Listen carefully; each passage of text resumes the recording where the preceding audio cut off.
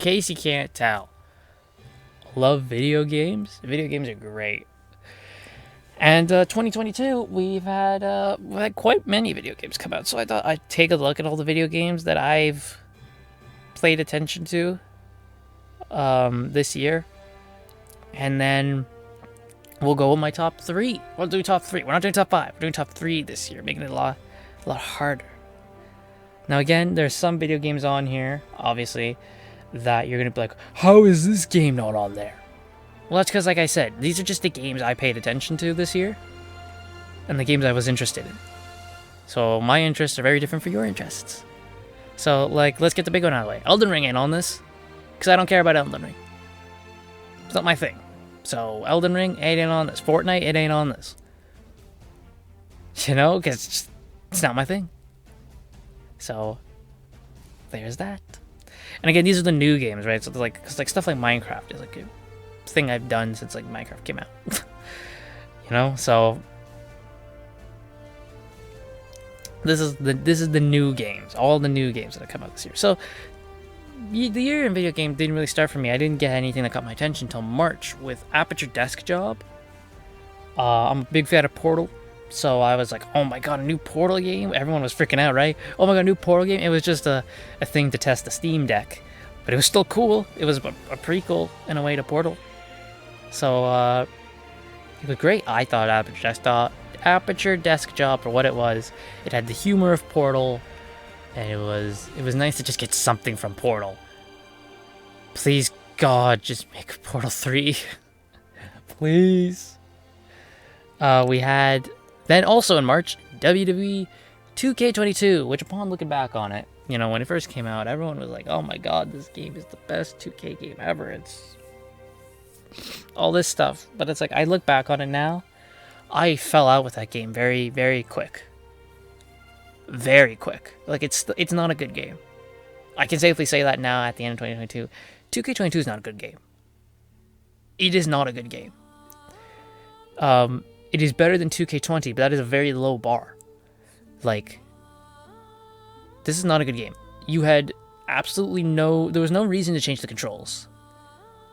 The controls did not need to be messed with, but you've messed with them. And it's stupid. I absolutely hate the new controls. The new camera gets annoying at times, very much annoying at times, because I'm tired of it shaking. If I'm tired of it shaking on WWE TV, why would I want it to be shaking my video game? All the updates they do are just for my faction. No one gives a shit about my faction.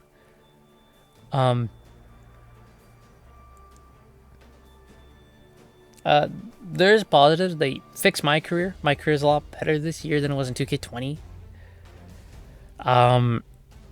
Community creation's a lot better, being cross-platform, which is, you should have done that from the very freaking beginning. And then they brought back GM mode, but GM mode is very bare bones stuff you can't do in GM mode. You're restricted. Like, why can you only book one person one time? In other GM mode, like the old GM modes, you could book someone like 5 times if you wanted to. But this one, you book them in one match. That's it. They're done. They can't be used. Makes no sense. So GM mode, while it's nice to have it back, you need to build off this. Very much so. Showcase mode, it was fine. The showcase mode. You know, showcase mode is something it's just taking WWE highlights and putting them in matches. It's just the WWE history, the history WWE wants you to know. Universe mode, they added Superstar mode, which everyone was like, this is so stupid. Me included. It's stupid, Superstar mode. Yeah, it's like 2K22, what did it have? Bar like half the roster was like not even in the game. Like half the roster when the game came out was like gone. I mean, that's slowly been fixed. Some of the roster members have come back now, but it's like when the game came out, it's like half that roster is like none of these people are in the company anymore.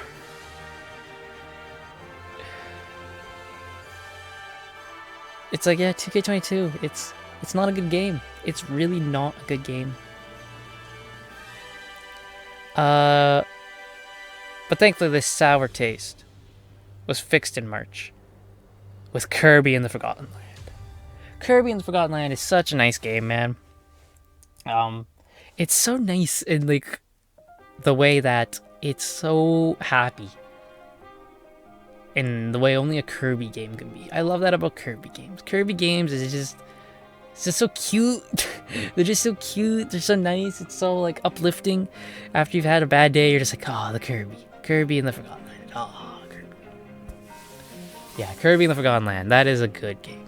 That I love Kirby and the Forgotten Land, man. It's so happy. It makes you so happy. And like the fact Kirby can just like suck everything in and become like, they take the new Kirby like suck powers to a new level is also very good. So seeing Kirby just walk around a huge like city is also great. Then we had April with the Stanley Parable Ultra Deluxe, which is to celebrate the fact that Stanley Parable is like 10 years old. It's like, wow, is Stanley Parable really 10 years old?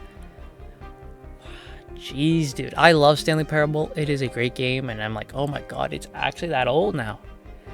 So Ultra Deluxe came out, and it's like, it's a sequel and a celebration thing of the Stanley Parable. All in one. And I loved it. I absolutely loved it. You know, them talking about, like, them making fun of the people who are like, oh, I miss the good old days, while also making fun of the people who are like, yeah, the new modern gaming's the best, you know? They're making fun of both sides of the gaming spectrum in the game. And it is also very much a celebration of the Stanley Parable, showing you, like, the good stuff. You remember this, right? From Stanley Parable 1? Like, I just enjoyed the Stanley Parable Ultra Deluxe, dude. Especially because they added more endings into it, too. Which, yes, please. If we got more stuff with the narrator in it, yes, please. Loved it. Nothing in May for me, but in June, we got Teenage Mutant Ninja Turtles Shredder's Revenge. This is just a beat 'em up, man. That's all it is. It's just a classic side-scroll beat 'em up. What more can you ask? It's so simple, yet it keeps you entertained. Right? Like, it's so simple. It's such a simple thing, but it keeps you entertained. That's all you need. In July, we have a bit of an asterisk with July. Because in July was Xenoblade Chronicles 3. I have not seen anything about Xenoblade Chronicles 3. But because of the release of Xenoblade Chronicles 3, it made me interested in the Xenoblade franchise. So I went and saw a playthrough of Xenoblade Chronicles 1. And loved Xenoblade Chronicles 1. Like, I love Xenoblade Chronicles 1. So Xenoblade Chronicles 3 has a bit of an asterisk next to it to, like, I haven't seen stuff on the game yet, but it made me interested to see the franchise. So that's why it's got a bit of an asterisk here. But yeah, can't wait to delve into Xenoblade Chronicles 3. I gotta delve into 2 first. So I've seen 1, and 1 is fantastic. So can't wait for 2. Though I hear, from what I've seen about Rex's voice acting, maybe I should wait a bit more. Then we have Multiverses, was in August. Multiverses is WB Games, kind of like their Smash Brothers clone. I did a video on Multiverses, you'll remember. And it's not for me. It's really not for me. I didn't like the way the game controlled. I didn't like a lot of that. It felt a bit slow to me, not in like the Smash Brothers super high-paced versus thing that I like. So Multiverse is not my game, but I can understand why people like it.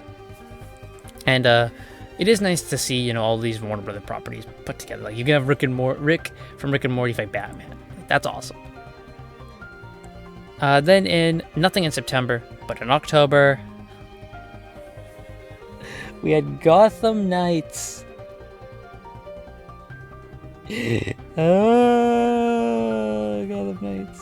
Gotham Knights. Gotham Knights. What a disappointment this game was. I could spend hours lambasting this game. I was so excited when this game was announced. I was like, oh, here we go. And then they delayed it. It was not in 2021, and that sucked. But I was like, okay, 2022, here it is. Woo! I was excited for Gotham Knights, dude. I was legitimately excited for this game. But then I saw the team behind it. And I went, no. Oh, no. And then the game came out, and I'm like, oh no.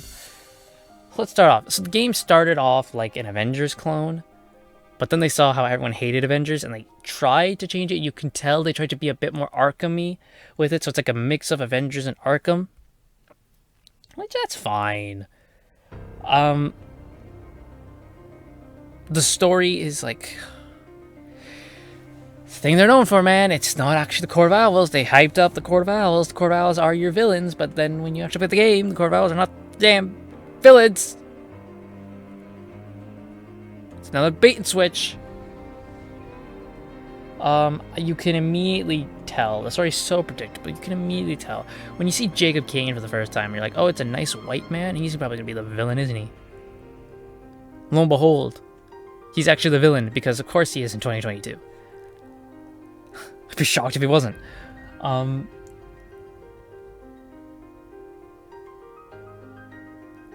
We need to talk about Talia al Ghul, I guess, right? Oh, they butchered Talia al Ghul in this. Why does she... I put out a tweet. Like, what a downgrade Talia al Ghul and Gotham Knights is to Talia al Ghul and just compare them, right? Do a compare right now. Talia al Ghul and Gotham Knights versus Talia al Ghul from Arkham City. It is night and day. Now, and take a look at her at the end of the game. Talia al Ghul at the end of the game, that's like, that's a lot better. She looks a lot better than that, doesn't she? She does. But for the rest of the game, they're so determined to make her... They were determined to make her look unattractive.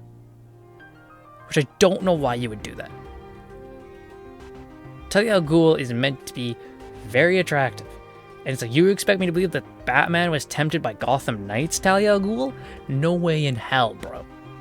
Arkham City Talia? Yeah, you'd be tempted. Gotham Knights Talia? Ain't no way in hell. He would have said, yeah, I think I can avoid being the heir to Ra's throne if that's waiting for me. And her character made no sense. Talia al Ghul, this again proves they don't understand these characters. Talia al Ghul is loyal to her father. Nyssa is the one who wants to get rid of Ra's al Ghul. Talia is loyal to her father, and that's one of her faults. Because she's a character, so she can have her strengths and faults. And one of her faults is she's loyal to her father. That's always a source of conflict with her, because she loves Batman, Bruce Wayne, but she's also loyal to her father. That's one of the struggles she goes through. Nyssa al Ghul is the one who wants to destroy the League, wants to take over, all this stuff. That's Nyssa al Ghul. So if you would have just scratched Talia's name and gone Nyssa, we wouldn't have had a freaking problem, would we? But you went Talia, because you don't know any better. I want to talk about the knights in the game, right? Red Hood, they made him a freaking bulking... What the hell happened to Jason? He bulked up.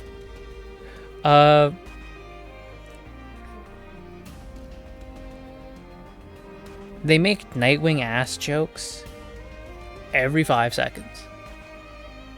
Cause get it? The whole joke is Nightwing as an ass. It's like if you would have done it once or twice, you'd be like, oh, that's funny. You do it every time he's in the room. Enough is enough.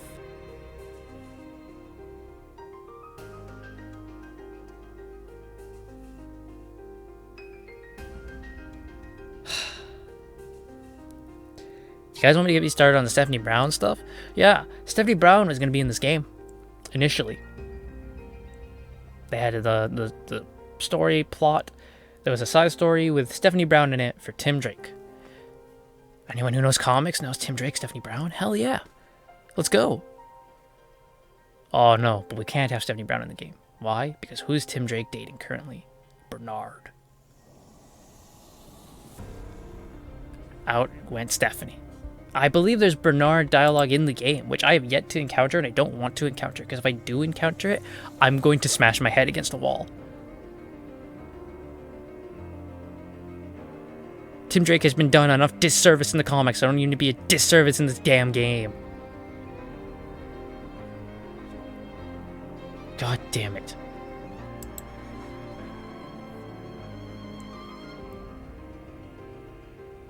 Batgirl is freaking annoying. Oh my god. She's got an obsession with Harley Quinn.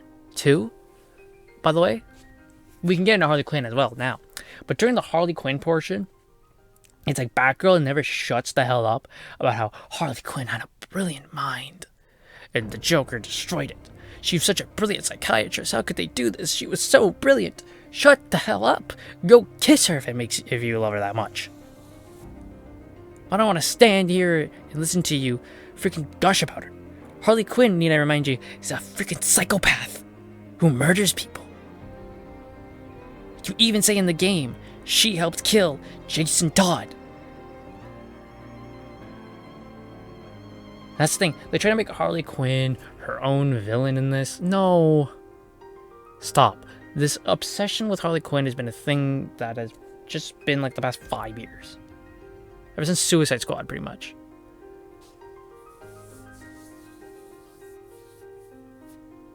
But it's like if you people actually bother to like actually go into Harley Quinn. Actually go into Harley Quinn. Not this hot topic version of Harley Quinn. Actual Harley Quinn. You will see she's not this icon that you so want her to be. Just saying, maybe pick up a comic book. Not from modern day. Don't read anything modern day.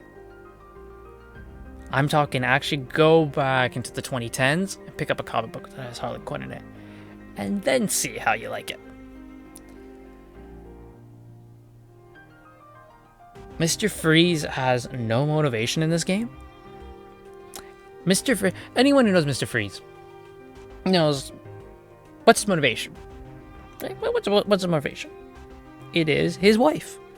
Nora is sick.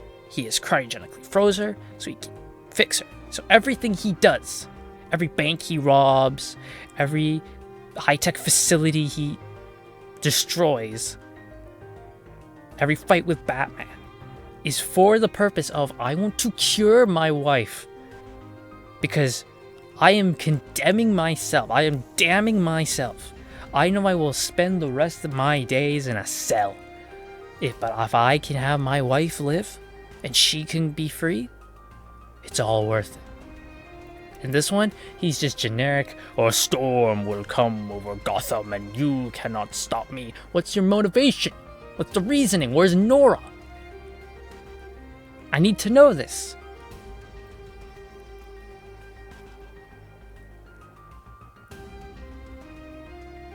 Don't understand me. They don't understand Mr. Freeze. They don't understand anyone. They don't understand anyone in this game. We can get to Batman if you want. We can get to Batman if you want. You want to get into Batman. How he dies in the game, but he comes back at the end, just so they can kill him again. You heard me right. Bruce Wayne dies at the beginning, which we all expected. Then he's brought back at the end of the game with the Lazarus Pit, which again, everyone's like, yeah, Batman's probably just going to come back at the end, which he does. And it's like, yeah, that makes sense. Then they kill him again immediately. I hate you. And then we have to do his final speech in the game. His final speech in Gotham Knights. I'm doing this live. Gotham Knights. Let's look this up. Gotham Knights, Batman final speech. Let me see if I can find it.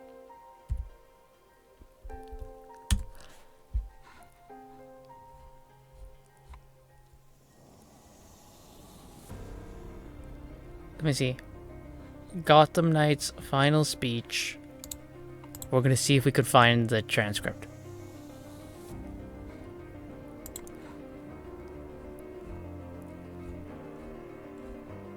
Let me see. Come on.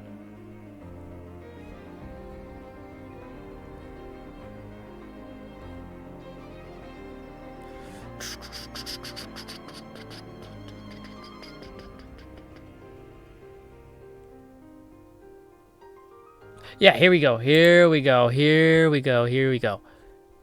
Here we go.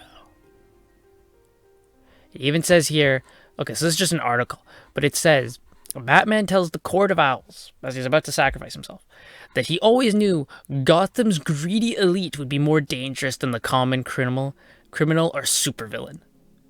Shut the hell up. Shut the hell up. I don't know what more I can say to you than shut the hell up and get out. Never write anything Batman ever again. This person who wrote this game, she should never write anything ever again.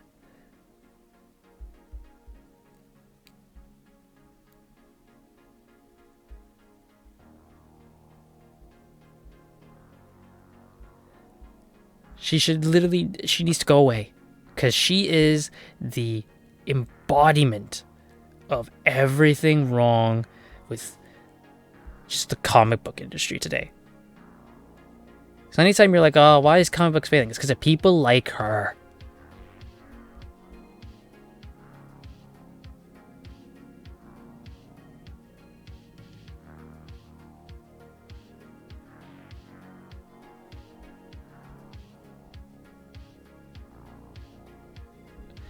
Oh my god, dude. And it's such a stupid ending. Barring the fact that his Batman's shitty speech. He comes back just to die.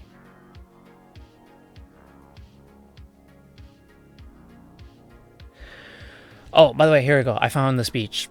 Here's Batman's final speech. It was never the criminals of Gotham that scared me. It was you. The rich who want more. Batman, Bruce Wayne says this as a rich man. Politicians who pander to your reckless demands. Police who hurt the people they're supposed to protect. I hate every single thing about this game now. That ending made me legitimately just cry out in anger. Because of that speech. If that is not the most 2022 Twitter speech I have ever fucking heard in a video game. I even put it out in a tweet. I said, Gotham Knights is a game made for 2022. And the Arkham games are games made for any time. They are timeless. No one is going to remember anything about Gotham Knights. And when people play Gotham Knights in the future, they're going to go, wow, this game is sucky, dude. Is this what 2022 was?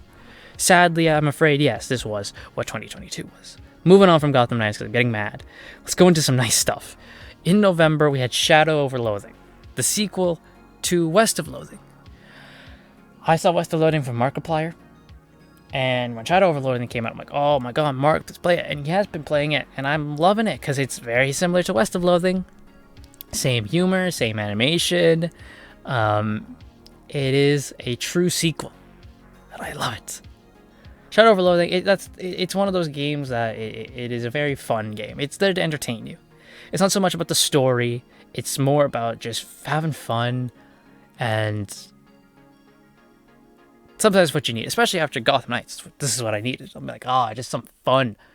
Yes, I'm a dinosaur now. You know, like, I'm almost spitting a spittoon. Shadow over Loathing. It's a great game. I highly recommend. And then also in November came, just God himself blessed us with Sonic Frontiers. This game caught me so off guard.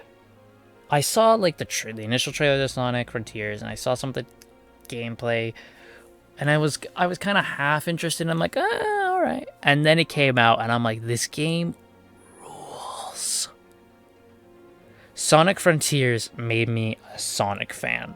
I can safely say, because I was always like not really into Sonic, but like, you know, play Sonic Mania, right? Play Sonic Forces, all that stuff, just because it's like, you know, everyone makes a big deal about it, but I was never really a Sonic fan. And then Sonic Frontiers came out, and I love Sonic Frontiers so much. This is a fantastic game. Story's incredible. All the acting is perfect. I love this game. The gameplay is great. I know, I've been playing it. I've been playing it. Spoilers, by the way, I've been recording Sonic Frontiers that you won't see till the new year, but I love the game. The soundtrack is just brilliant. Fantastic. One of the best soundtracks I think I've heard ever. Especially for this year. For this year, bar none, Sonic Frontiers, best soundtrack. It's brilliant. I could gush about this game even more, but you're going to see my videos of it anyway, so I'll hold back. And then in December, right before I was going to record this, another game came out. I'm like, oh yeah, that game. High on Life by Justin Roiland, who did Rick and Morty. This is his game. It's a FPS, and I really like it. I really like it. It's very, you can see the Rick and Morty inspired parts of it. Especially like, you know, like the weapons are alive and a lot of the humor is very Rick and Morty-esque. I like High on Life. It's very good, very funny at times, and you know, again, it's very different for me because I'm not really into FPS games. So like seeing a game like this that I actually like is like, oh, it's a bit refreshing, you know. Well, that's it. Those are the games that interested me this year. So now we're gonna into top 3 games of the year for me. Number 3, Shadows over Loathing. Very fun. Again, because like I said, turn your brain off, just have fun. Yes, I'm wearing a cursed hat and I walk like a crab. Number 2 is the Stanley Parable Ultra Deluxe. Like I said, it was both a sequel to the Stanley Parable as well as a celebration kind of remaster of the original. And then number 1, is it a shocker? Sonic Frontiers is my number 1 game of the year. Love Sonic Frontiers, everything about it. I love it. Because of this game, I have now started to read the Sonic comics, the IDW Sonic comics. And I love those too. I'm on the Metal Virus arc, by the way, and that did not need to go as hard as it does, the Metal Virus arc. Ian Flynn is brilliant. Ian, please do the next Sonic game. Do every Sonic game from now on, Ian. And that does it. Video games of the year. Video games in 2022 is probably what I'm just going to call this. So that's it. Let me know what your favorite video games of the year were. And let me know why. And also, why does Gotham Knights suck?